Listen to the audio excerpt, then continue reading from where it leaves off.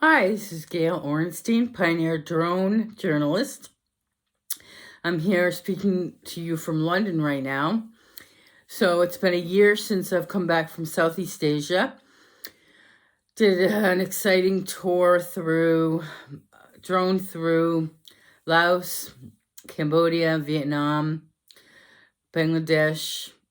Really did a lot of, and the Trans-Caucasus. I was gone for quite a long time. So actually this break was kind of nice because I spent a lot of time doing post-production. And I will get back to that. There's a lot of questions about, where's your video and stuff.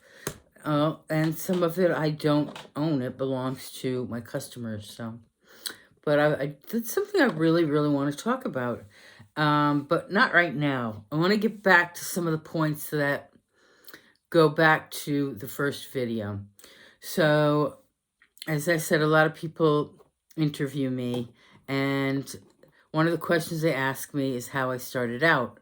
I did discuss that I have a photojournalism background for 23 years now, and so I'm used to being in remote places. I'm used to living kind of harder lifestyle when I'm in the field. And now this technology comes along 7 years ago, and I got certified in the UK and in the USA. Well, what did I decide to do with mine? I decided to continue my career as a photojournalist, but I just decided that in a post-truth world, seeing how things function, that it was really critical to have all these measurements and mathematical data that you could use when you went to the newsroom, when you were uploading your video, of much more metadata, much more evidence-based news and facts are needed in this kind of world of misinformation. So that's point one, which is really, really critical. And we need to really pay attention to that when we're droning. We need to understand the telemetry. We need to understand how mapping works. But that's further on down the line. This is kind of beginning sort of tutorial discussions about my journey there. A lot of people, I'm not going to get into gender politics right now because that's, let's say that I've fought hard to get where I am. It's not been easy, but it's been challenging, and that's something it's earned, and you have to work really, really hard for it. Your content has to be good. You have to constantly be producing, and it's very exhausting. So you are you're trying to do your best, and there are at times some setbacks, but I'm not going to really go on about that right now. As I said, I will address that in a further video. So now I want to address that most of the questions I get, I want to address. I'm tapping into the top 5. The first takeaway was about the journey from being a photojournalist and the transition into using traditional land technology, what I call traditional land technology, into aerial photography and video. So one of the things, and I point out, and I don't think I need to keep rehashing this, is how important the collection of data is, whether it be a fixed wing or a multi-rotor, knowing when you're in the field what it is you need to bring. And so if you're covering a flood, if you're covering a conflict, if you're covering a protest, if you're covering a particular, story it involves a lot of flooding, you have to really understand, do I need a quadcopter? Do I need a fixed wing? And you have to understand what information each type of drone does. So again, this is, maybe a beginner course. Maybe all this, and maybe you could just go and whiz bang on a Cinewhoop, and you don't need any of this information. But I think that what's happening right now is I'm working on my PhD, and what I'm starting to see is one of the reasons why I feel like I need to start my channel now is because I feel like I need to leave a bit of history as to how we got into this whiz bang technology moment, sort of. And I'm gonna actually have the rest of my orange. So what I think happens is during my interviews, a lot of times I was asked about new technology, and most of the time I used a hobby drone, a Bebop, and one of the reasons why is because the Phantom, at the time, the Phantom 2, would be impounded often when I went to Iraqi Kurdistan. And that was because Islamic State had figured out, well, as well as the military, they weaponized it against the population. So when that was impounded, I had no problem bringing any of my hobby drones in. So it left me in a good position because I still had a really good piece of technology to work with. And I was really, really lucky that I could still drone. So as you've seen probably a million times, I have a lot of drone footage of these refugee camps and these environmental spaces, which covered the areas that the Barzani Foundation at the time and the United Nations were coordinating and building tents for the refugees. And so that is the area that I droned. It would be ridiculous for me to sit here and say that I have droned the Battle of Mosul.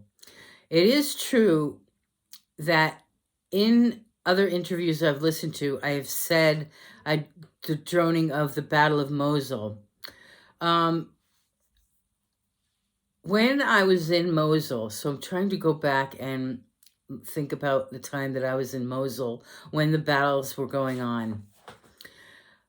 The thing is that after you pass a lot of checkpoints, you get out and you can hear a lot of gunfire. There's a lot of military that will not let you pass into particular areas where there's a lot of heavy fighting going on. Obviously, I can't drone that, but I can use some land camera. You have to be very careful. I do have press credentials, and I do have credentials to fly in this particular area.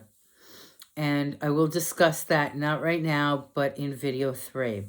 So what I want to break down in this video is, number 1, when you enter a conflict zone, when you enter any new airspace, although on these sites that have where you can drone and where you can't drone, I can't think of the name of this wonderful website, but I will put it at the bottom. And they do often update, but often it's wrong, and they are not the face going into that space. So often it's me, and nobody's been in that airspace, and it can be extremely, extremely scary. So you have to be really careful because you could have everything, confiscated is the least of your problems. A fine is the least of your problems, but jail time is something very serious. So you never, ever want to be droning, and you have to realize that anything from Mauritius to Nepal, which is basically no droning allowed, to parts of the EU, to parts of the Middle East, you have to be extremely, and Transcaucasus, parts of the um, parts of Africa, the Maghreb, all over these places. It's a very complex map that you're making and decisions that you have to make when you go into these spaces. You have to think quickly, you have to behave professionally, and you have to, no matter how much you read up on an airspace, it might not necessarily be the case that that airspace is indeed like that. As I said, they do change arbitrarily. So I just want to make sure that before you pick up any drone, that you are prepared to go with your license, and you're prepared to go with kind of a fleet of drones. I often take 5 or 6. You don't need 5 or 6. And as I said, many people do not do my job. Many people do mostly aerial cinematography, and they do not know anything about drone journalism, and they will call themselves a drone journalist. So please be really careful. If you don't have press credentials, you shouldn't be calling yourself a drone journalist. It's a very serious crime, actually, because when you get arrested and you have journalistic credentials on you, you are hoping that the society that you are joined with will help protect you once you are arrested. Of course, who knows that, that doesn't necessarily guarantee anything. This paperwork could be absolutely worthless. But for me, I feel that it does, at least in my mind, protect me a little bit, and actually quite a lot. And I feel very good about it. And it's kind of earned over the years. So make sure that you do know the airspace, but make sure you know the regulations, and make sure that in your heart you know that this could change arbitrarily. Okay? So the final takeaway on this is that obviously safety, but not only know the laws, but I wouldn't go there with like a matrice without having that registered at the Foreign Affairs Office. I wouldn't go in there with an EB without having that registered at the Foreign Affairs Office. And it may not even make it through customs anyway. It depends where you're going.